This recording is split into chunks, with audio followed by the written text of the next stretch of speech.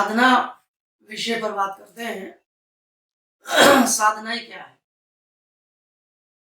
सभी जानते हैं कि हम पूजा पाठ को ही साधना समझ बैठते हैं, कर्म कांड को ही साधना समझ बैठते हैं। लेकिन साधना का मतलब क्या है?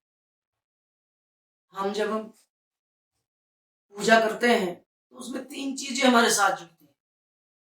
सबसे पहले है उपासना। उपासना क्या है?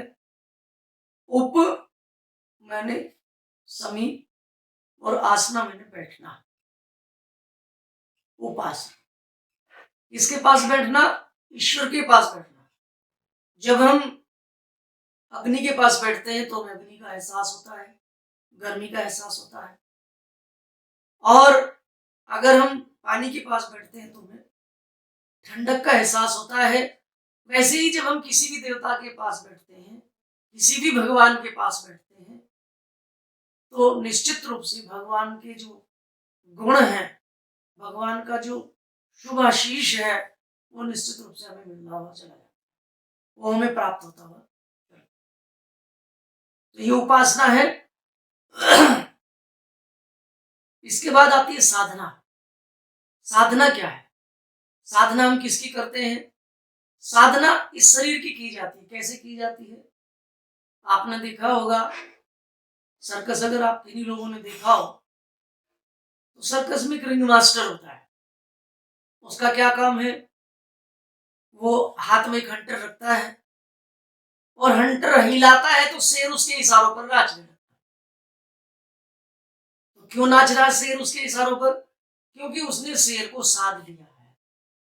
उसने शेर को साध लिया है। तो हम क्या करेंगे? किसकी साधना करेंगे? हम अपने शरीर की साधना करेंगे, अपने मन की साधना करेंगे, ताकि जो हमारा मन है वो सध जाए और हम ईश्वर के प्रति अपने आप को पूर्ण रूप से समर्पित होते हुए चले जाए। तो इसमें जरूरत है सबसे पहले दृढ़ संकल्प की। दृढ़ संकल्प, शास्त्र कहते हैं कि संकल्प का कोई विकल्प नहीं होता है।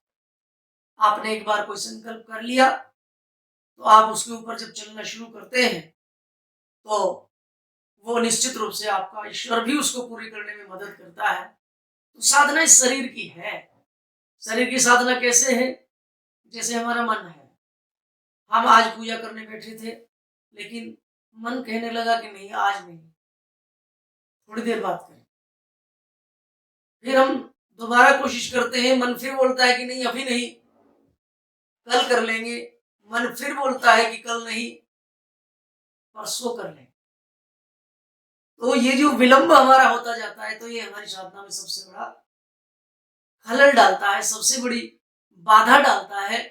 इस बाधा को दूर करना ही, इस बाधा से पार पाना ही साधना है। और इसके लिए हमें क्या? सबसे पहले दृढ़ इच्छा शक्ति। दृढ़ इच्छा शक्ति के साथ अपने मन को, काम हो या ना हो, आपने देखा होगा कुछ लोग साधनाएं करते हैं वो ठेकेदार की तरह करते हैं। पूजा में गए, फटाफट फटाफट जल छिड़का, मंत्र पढ़े, दिया जलाया और आरती करी, भगवान को भोग लगाया और निकल। तो ये हम क्या कर रहे हैं? तो एक फॉर्मेलिटी हो रही है। असली जो साधना है वो मन की साधना है। कैसे?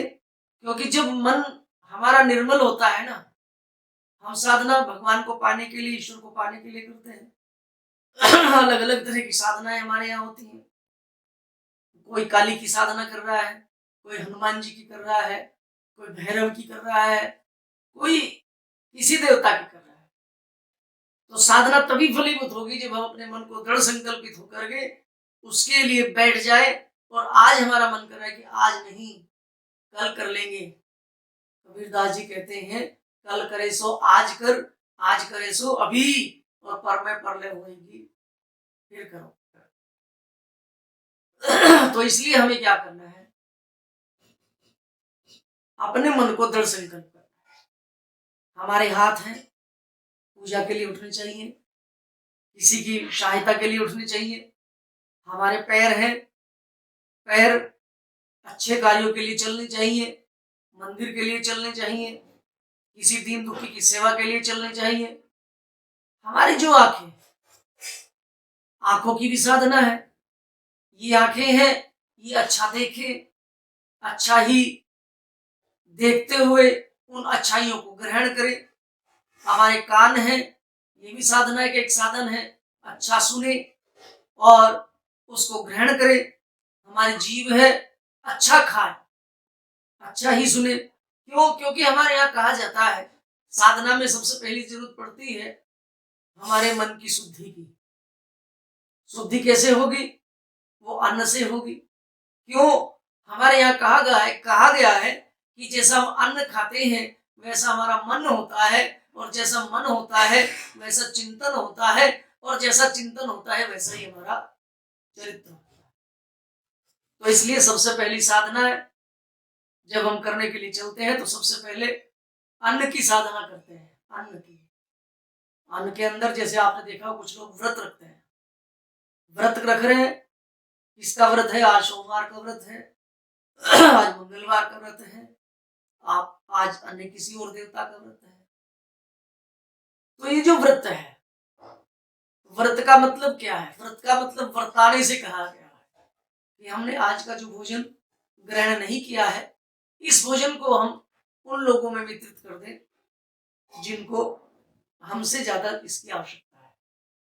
हम, आपने देखा होगा, हम सभी तीर्थों में जाते हैं तो लोग भंडारे लगाते हैं, कोई कुछ करते हैं, कोई कुछ करते हैं, तो वो सिर्फ अन्न की शुद्धि के लिए करते हैं। यानी कि अन्न का दान करना सबसे बड़ा दान भी बताया गया है। तो जो साधना है वो सबसे पहले कब शुरू होगी? तो उसके लिए सबसे पहले जो चीज है वो है आपको अपने मन को ठीक करना। और मन हमारा कब ठीक होगा? जब हमारा अन्न शुद्ध होगा।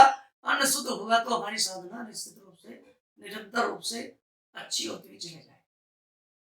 इसके बाद उपासना, साधना और आराधना। आराधना क्या है? आराधना के बारे में कहा गया है समय दान और अंश दान। हम जो भी कमाई करते हैं, जो भी चीजों को हम जोड़ते हैं, उसका कुछ हिस्सा परमार्थ के लिए जरूर निकालें। ये हो गया हमारा अंश दान।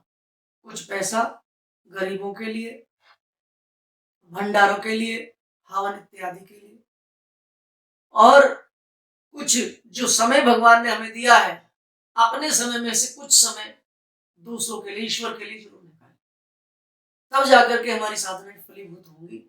और जब हम साधना करनी शुरू करेंगे तो निश्चित रूप से ईश्वर भी उस साधना को करने में हमारी मदद करेगा।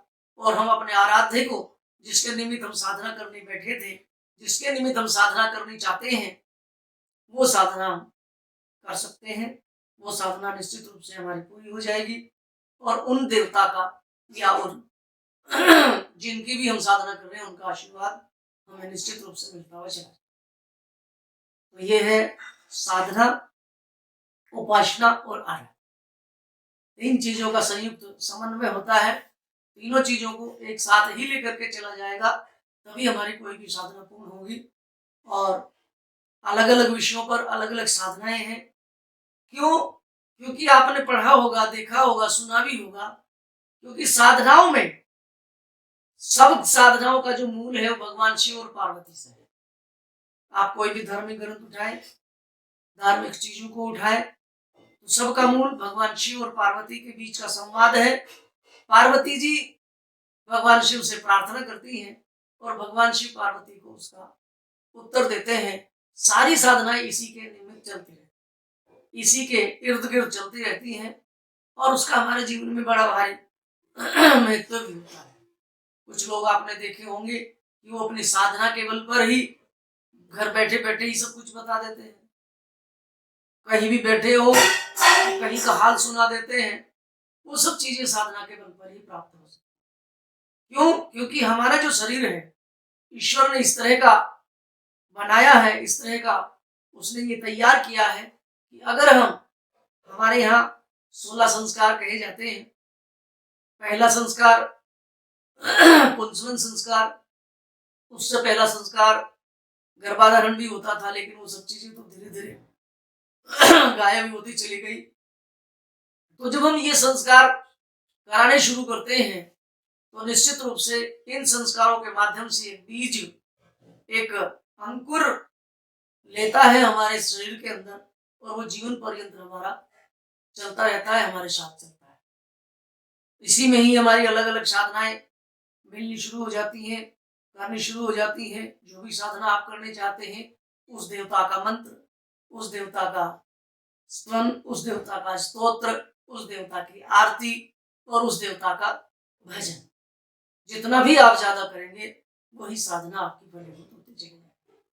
कुछ लोगों को देखा होगा आपने, कोई हनुमान जी की करते हैं तो हनुमान जी का आश्रय लेकर के बढ़ते हैं, कुछ लोग किसी का आश्रय लेकर के बढ़ते हैं, लेकिन इन सबके बीच में एक मूल चीज है, वो है गुरु। जब तक हमारा कोई गुरु नहीं होगा, क्योंकि बताने वाला तो हमें चाहिए। आप जब पहली बार स्कूल जाते हैं तो क से कबूतर, ख से खरगोश ही पढ़ते हैं। वैसे ही कोई भी साधना जब हम शुरू करते हैं तो उसके मूल में कहीं ना कहीं किसी ना किसी गुरु को हम अवश्य धारण करें, क्योंकि साधनाएं तभी फलीभूत होती है जब वो गुरुमुख से दी जाए, गुरु के द्वारा दी जाए, गुरु के द्वारा बताई जाए, तो वो जल्दी फलित हो जाती है। जब आप किसी गुरु के माध्यम से कोई भी साधना को करना शुरू करते हैं तो निश्चित रूप से फलित होती है, क्योंकि गुरु ही भव को पार कराने वाला है, गुरु ही भव सागर से उतारने वाला है, क्योंकि गुरु के बिना ज्ञान नहीं है। हम कुछ भी करेंगे तो सबसे पहले हमें गुरु की ही आवश्यकता पड़ती है, तो इसलिए अपने जीवन में गुरु को जरूर धारण करें और उसके बाद उनसे प्राप्त होने वाली साधनाएं या उनके द्वारा बताए मार्ग पर चलना प्रारंभ करें, तो निश्चित रूप से जिस मार्ग पर आप चलना आरंभ करेंगे उसका लाभ आपको दिन दुना रात चौगुना मिलता हुआ चला जाएगा। और साधनाएं केवल इन सब चीजों से ही नहीं होती। मैंने बताया कि साधना में सबसे पहले जरूरी है हमारा शरीर, हमारा शुद्ध होना, हमारा मन का शुद्ध होना, हमारा चिंतन का शुद्ध होना, चरित्र का शुद्ध होना। तो जब ये सारी चीजें शुद्ध होती चली जाएंगी तब हमारी साधना निश्चित रूप से होती चली जाती है और उसका हमें लाभ मिलना शुरू हो जाता है। धन्यवाद मित्रों। अब आपसे निवेदन है कि हमारे चैनल को लाइक करें, शेयर करें और सब्सक्राइब करें। धन्यवाद।